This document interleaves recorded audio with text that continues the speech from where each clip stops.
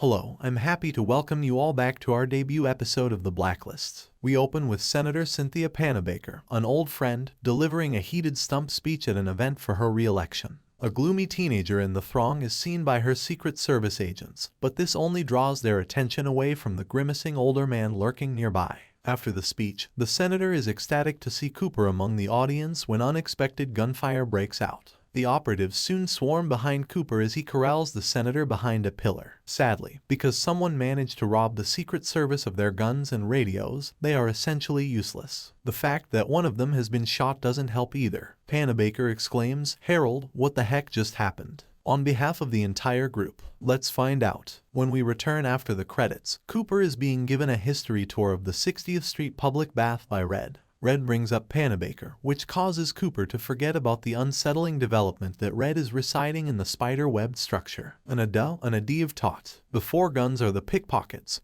and their name is just as misleading as their methods. Red explains that these apex predators of theft are named after the Yiddish term for thief, ganef, as we observe how they executed their well-coordinated heist. They're not aggressive, they're just excellent at what they do, which implies that the would-be assassin who hired them is still alive. You are aware of what an assassination attempt entails. Try it again. It's right there in the name. The phrase "the four guns" does not refer to guns. The four people who are this week's targets of Raymond Reddington's blacklist are actually ganefs, which is Yiddish for thieves. These pickpockets are not your typical thieves. After all, they behave as an apex predator throughout Senator Cynthia Panabaker's re-election speech in the park, moving as a single organism of coordinated effort that skillfully manages to steal two guns, a radio, and a cell phone off of the two Secret Service men tasked with protecting Panabaker from dissidents. One of those Secret Service weapons was intended for Panabaker, but accidentally struck one of her agents in the shoulder. Cooper sends his agents to search the crime site as he checks on the senator because he feels that locating the four will help him discover the assassin.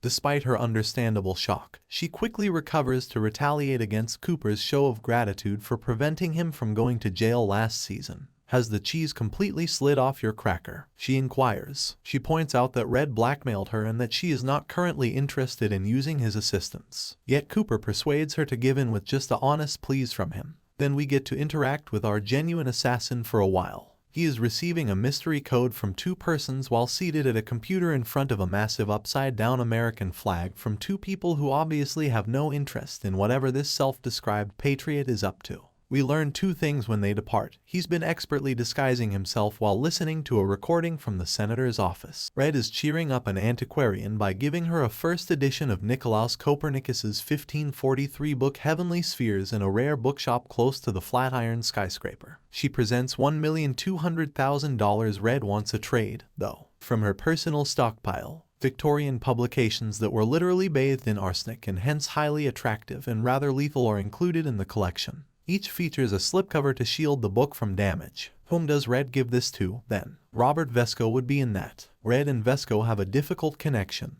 That much is certain. For years, these two have betrayed one another. Red invites my favorite stay-at-home criminal parent Herbie because our team has discovered a partial thumbprint on one of the abandoned radios. Herbie doesn't mind that it's only a portion since he's just glad to be conversing with an adult about something other than baby feces. Herbie starts working while Red assumes the nanny role. Quentin Dodd has been named as one of the four by Red and Herbie, who have once more completed the task that the FBI can't manage to complete. The task force reviews his criminal history and discovers his weakness. He enjoys wearing very pricey watches. Fortunately, there is a watch auction going on. Dodd, also known as the Hook, the Mechanic, and the Claw, is captured after placing a little amount of bait on wrestlers' wrists. The next breakthrough occurs when Quentin Dodd the Claw, the mastermind and commander of the four ganefs, is apprehended and interrogated in the post office by Jacob Pitts. Director Harold Cooper believes that the Claw is cunning and is familiar with enough of the criminal code to rapidly get him sentenced to release. Director Cooper then calls Red to share this opinion. Red hangs up the phone, and when he turns to face us, we can all see that the Claw is still restrained and under Red's care. Teddy Brimley, a master of torture, appears with his metal cart filled with bone nibblers, a shaping mallet, and the terrifying jiggly saw. When does Brimley fail to elicit a response from people he interrogates? It's a good idea to have a backup plan in case something goes wrong. Dodd, fortunately, gives in and divulges an address. While searching for the assassin, the task force discovers a photograph of our assassin with disgraced former President Robert Diaz, a number of handwritten manifestos, and a large quantity of disguise-related goods. It's easy to recognize him as former Secret Service agent Lucas Roth. The FBI quickly discovers that the assassin is Lucas Roth, a former Secret Service agent and marksman, who intentionally struck Panabaker's agent in the shoulder and didn't miss. He was not at all aiming for the senator. The other agent on Panabaker's detail, Will Strickland, is guaranteed to be on duty when Roth strikes again.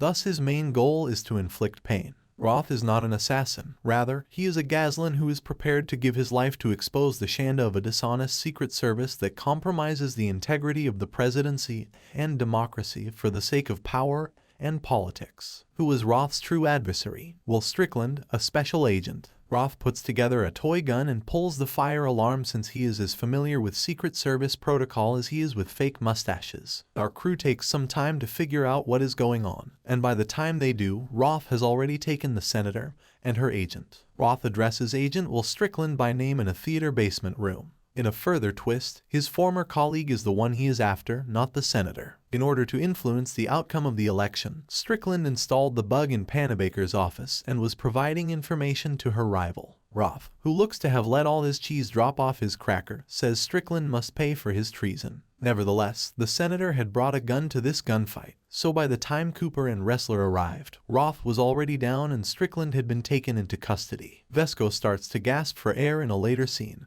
and I gasped along with him because he was still only halfway through the novel. Reddington, that cruel person you are. But unknowingly Red was plotting an escape for his old pal Robert. Vesco was recuperating in the hospital after his near-death book club, so Red spent this time hiring the 4 guns to free him. Vesco is pissed off about the poisoning. Red, though, persuades him that freedom was worth the arsenic. Red gives Vesco a copy of Treasure Island as the two board the aircraft. Vesco is being shrewd by refusing to engage in either literal or metaphorical discussion of that.